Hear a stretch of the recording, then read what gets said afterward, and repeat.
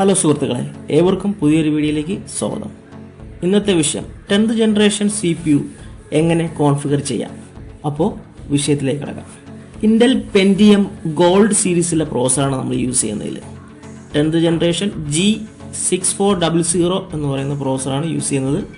അതേപോലെ തന്നെ motherboard ജിഗാബൈറ്റിൻ്റെ H4110MS2V2 10th ജനറേഷൻ സപ്പോർട്ട് ചെയ്യുന്ന മദർ ബോർഡാണ്.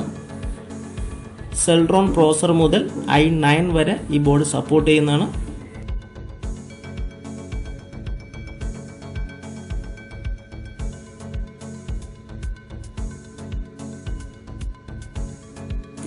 GB എഡാറ്റയുടെ റാമാണ് നമ്മൾ യൂസ് ചെയ്യുന്നത്. DDR4 2666 ആണ് ഇതിൻ്റെ മെഗാഹെർട്സ് വരുന്നത്. 4GB DDR4 റാം. ഓക്കെ, തോഷിബയുടെ 1TB ഹാർഡ് ഡിസ്ക് ആണ്. തോഷിബയുടെ 1000GB ഹാർഡ് ഡിസ്ക് ആണ്. അടുത്തത് ഫ്രണ്ടക്കിൻ്റെ കമ്പ്യൂട്ടർ കേസ്. ഫ്രണ്ടക്കിൻ്റെ അത്യാവശ്യം കൊള്ളാമെന്നുള്ള ഒരു കേസാണിത്. ക്യാബിനറ്റ് വിത്ത് SMBS ആണ് വരുന്നത്.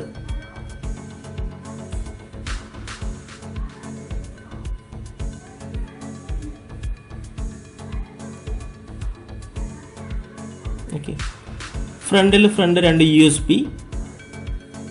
വരുന്നുണ്ട്, 2 ഓഡിയോ പോർട്ട് വരുന്നുണ്ട്, ഒരു പവർ സ്വിച്ച്, ഒരു റീസ്റ്റാർട്ട്. ഇത്രയാണ് ക്യാബിനറ്റിൽ. വേണമെങ്കിൽ നമുക്ക് ഇതിൽ DVD റൈറ്ററും കൂടെ ആഡ് ചെയ്യാം. ഓപ്ഷനിലാണ്, അത് ഓരോരുത്തരുടെ ഇഷ്ടം അനുസരിച്ചിട്ട് നമുക്കത് ചെയ്യാം. ഓക്കെ, ക്യാബിനറ്റ് നമുക്കൊന്ന് ഓപ്പൺ ചെയ്ത് നോക്കാം.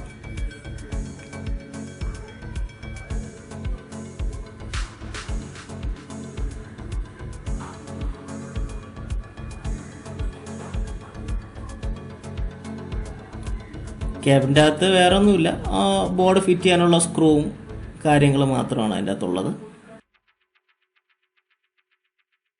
SMBS എടുക്കാം. SMBS നമുക്ക് ഫിറ്റ് ചെയ്യാം. SMBS എടുത്തു.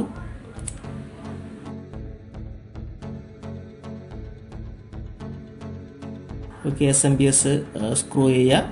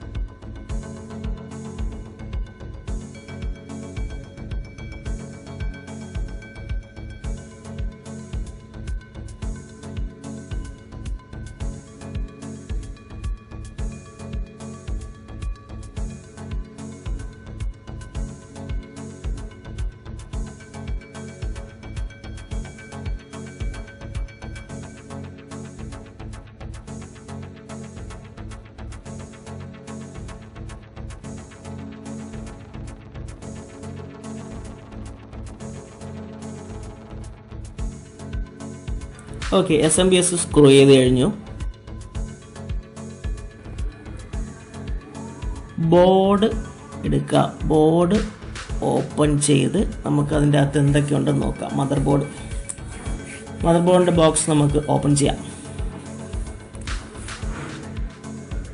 ഓക്കെ, മദർ ബോർഡിൻ്റെ മോഡൽ നമ്പർ ഒന്നും കൂടെ പറയാം. H4110MS2V2 ആണ്.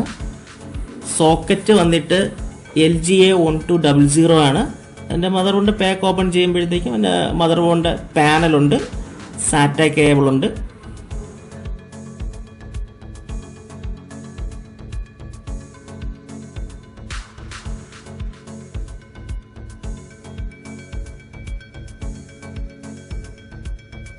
പാക്കറ്റ് പൊട്ടിച്ചു. ഓക്കെ, ഇതാണ് നമ്മുടെ മദർ ബോർഡ്.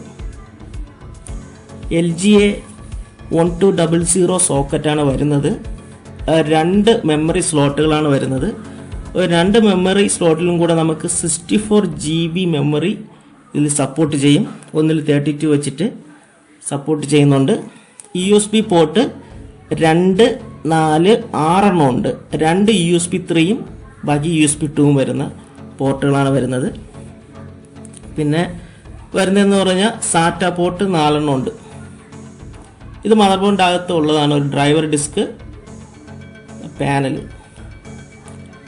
ഇന്റലിൻ്റെ പ്രോസർ G6400 ആണ്. ഗോൾഡ് സീരീസ് പ്രോസറാണ് നമ്മൾ ഇതിന് യൂസ് ചെയ്യുന്നത്. 4 GHz ആണ് പ്രോസറിൻ്റെ സ്പീഡ്. ഓപ്പൺ ചെയ്ത് നോക്കാം.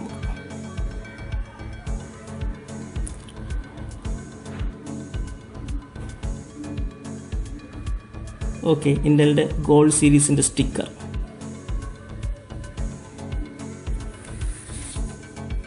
പ്രോസർ എടുക്കുക. കണ്ടോ, G400 ആണ്. 4 GHz ആണ് പ്രോസർ. പിന്നെ 4 MB ക്യാഷ് ഉണ്ട് പ്രോസറിന്. പ്രോസറിൻ്റെ ഫാൻ ഇന്റലിൻ്റെ ഒറിജിനൽ ഫാനാണ്.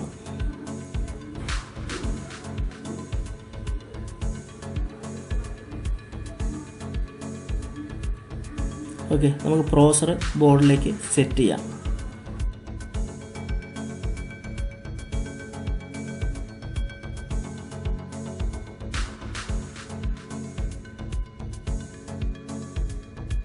സോക്കറ്റ് എന്ന് പറഞ്ഞാൽ LGA1200 ആണ്. 10th generation സോക്കറ്റാണ്. i9 വരെ നമുക്കിതിൽ യൂസ് ചെയ്യാൻ പറ്റും ഈ സോക്കറ്റിൽ. ഓക്കെ, പ്രോസർ നമ്മൾ സോക്കറ്റിൽ ഫിറ്റ് ചെയ്ത് കഴിഞ്ഞു. ഓക്കെ, ആ ക്ലിപ്പ് നമ്മൾ നേരെ പിടിച്ചിടുമ്പോഴത്തേക്കും ആ പ്ലാസ്റ്റിക് കവറിങ് അങ്ങ് ഇളവി വരും. അത് വേണ്ട, നമുക്ക് ആവശ്യമില്ല. ഓക്കെ, ഇനി നമുക്ക് ഇന്റലിൻ്റെ ഫാൻ ഫിറ്റ് ചെയ്യണം.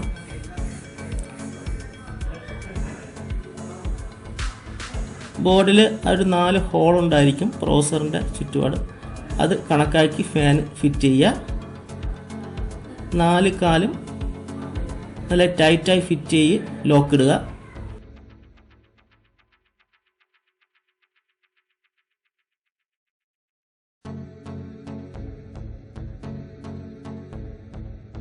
കറക്റ്റ് ഫിറ്റ് ലോക്ക് ആണെങ്കിൽ ബാക്കിൽ 4 കാലും നല്ല ഫിറ്റ് ആയിട്ടിരിക്കും.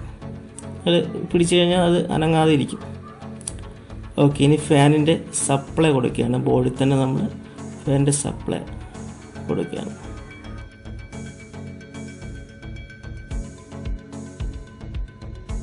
ഓക്കെ, കൊടുത്തു. ഫാനിൻ്റെ സപ്ലൈ കൊടുത്തു.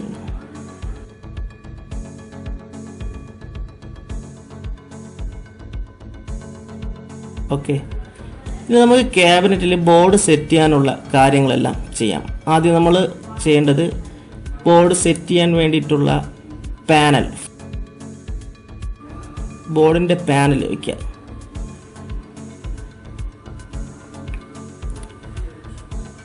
നമ്മളതെടുത്ത് നേരത്തെ മാറ്റി വെച്ചിട്ടുണ്ടായിരുന്നു, അതെടുക്കാം നമുക്ക്.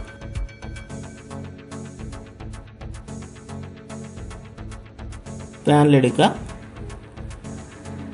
അത് ക്യാബിനറ്റിൽ സെറ്റ് ചെയ്യുക. പാനൽ ക്യാബിനറ്റിൽ സെറ്റ് ചെയ്യുക.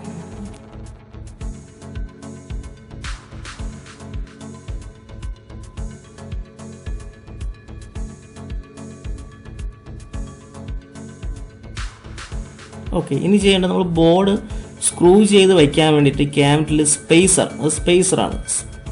സ്പേസർ എടുക്കുക, ആ ഓരോ ഹോളിൽ ടൈറ്റ് ചെയ്യുക. എത്ര സ്ക്രൂ വയ്ക്കുന്നു അതനുസരിച്ചിട്ടുള്ള സ്പേസർ നമ്മൾ ക്യാബിനറ്റിൽ ടൈറ്റ് ചെയ്ത് വയ്ക്കുക. നോർമലി 4 എണ്ണമാണ് വയ്ക്കാറുള്ളത്. 4 സ്പേസർ വയ്ക്കുക ക്യാബിനറ്റിൽ.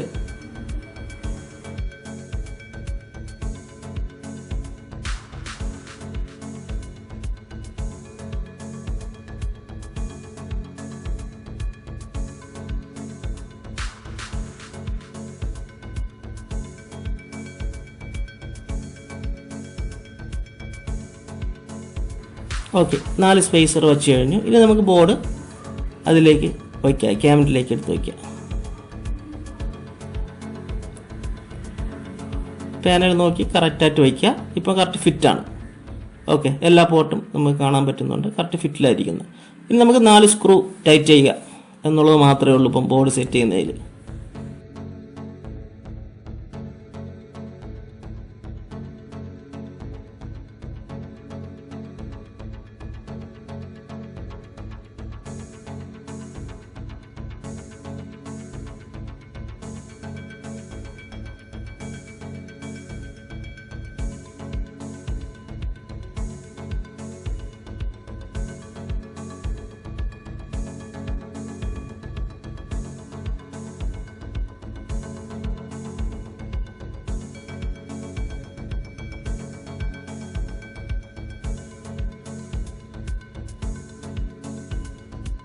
ഹാർഡ് ഡിസ്ക് എടുക്കാം. ഹാർഡ് ഡിസ്ക് പൊട്ടിക്കാം.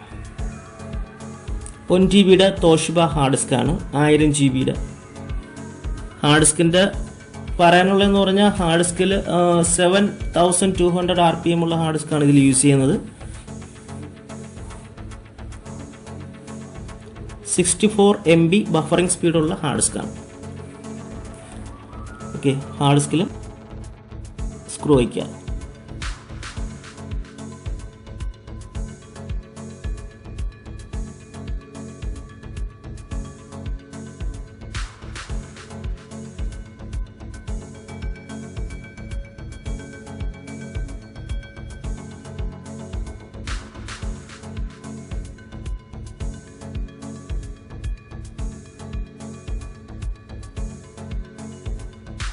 നാല് സ്ക്രൂവും കൂടെ വെച്ച് കഴിഞ്ഞാൽ ഹാർഡ് ഡിസ്കിൻ്റെ പരിപാടി കഴിഞ്ഞു. പിന്നെ കണക്ഷൻ പിടിച്ചു കൊടുക്കുക മാത്രമേ ഉള്ളൂ. അല്ലേ,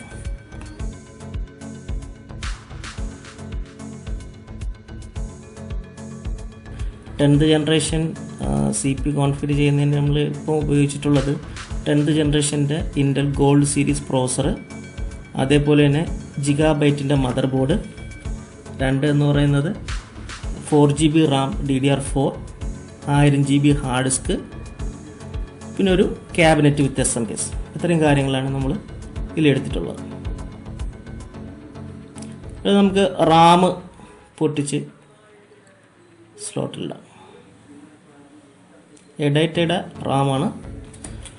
എഡൈറ്റയുടെ 4 GB DDR4 റാമാണ്. 2666 MHz വരുന്ന റാമാണ്. 2666 MHz സ്പീഡ് വരുന്ന 4 GB റാം. ഈ ബോർഡിൽ 64 GB വരെ സപ്പോർട്ട് ചെയ്യും. ഒരു സ്ലോട്ടിൽ 32 GB വെച്ചിട്ട് 2 റാം ഇതിൽ സപ്പോർട്ട് ചെയ്യുന്നതാണ് ബോർഡ്.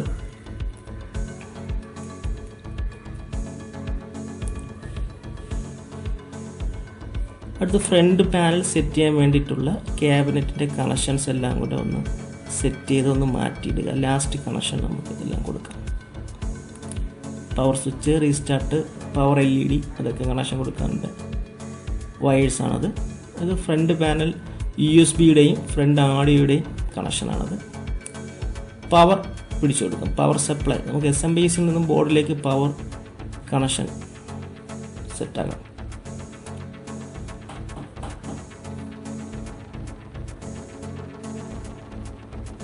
ഓക്കെ, പവർ സപ്ലൈ കൊടുത്തു കഴിഞ്ഞു.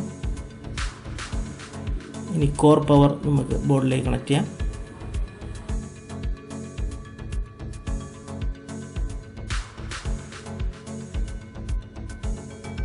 കോർ പവർ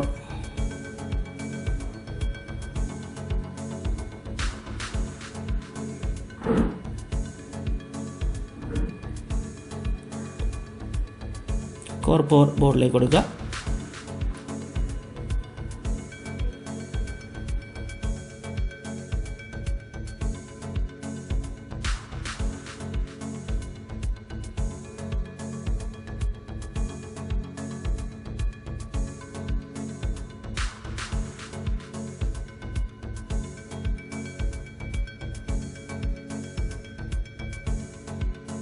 ഹാർഡ് ഡിസ്കിൻ്റെ കണക്ഷൻ കൊടുക്കുക, സാറ്റ കേബിൾ കൊടുക്കുക. അത് കഴിഞ്ഞിട്ട് ബോർഡിലേക്ക് front panel, power switch, restart അതെല്ലാം കൊടുക്കുക. ബാക്കി കണക്ഷൻസ് എല്ലാം കൊടുക്കുക. സിസ്റ്റം ഓൺ ചെയ്തെടുക്കുക എന്നുള്ളതാണ് ഇപ്പോൾ അടുത്ത പരിപാടി.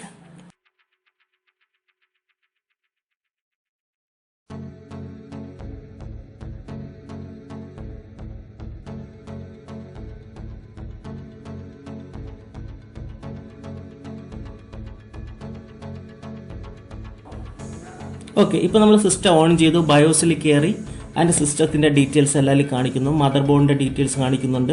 എത്ര റാം നമ്മൾ ഇപ്പോൾ നിലവിലിട്ടിട്ടുണ്ട് എന്നുള്ളതെല്ലാം അതിൽ ഡീറ്റെയിൽസ് കാണിക്കുന്നുണ്ട്. അപ്പോൾ ഇത്രയും കാര്യങ്ങളാണ് ഈ വീഡിയോയിൽ നിങ്ങളുമായി പങ്കുവയ്ക്കാനുള്ളത്. ഈ വീഡിയോ നിങ്ങൾക്ക് ഇഷ്ടമായാൽ തീർച്ചയായും ലൈക്ക് ചെയ്യുക, ഷെയർ ചെയ്യുക, സബ്സ്ക്രൈബ് ചെയ്യുക. വീണ്ടും അടുത്തൊരു വീഡിയോയുമായി കാണാം. ബൈ.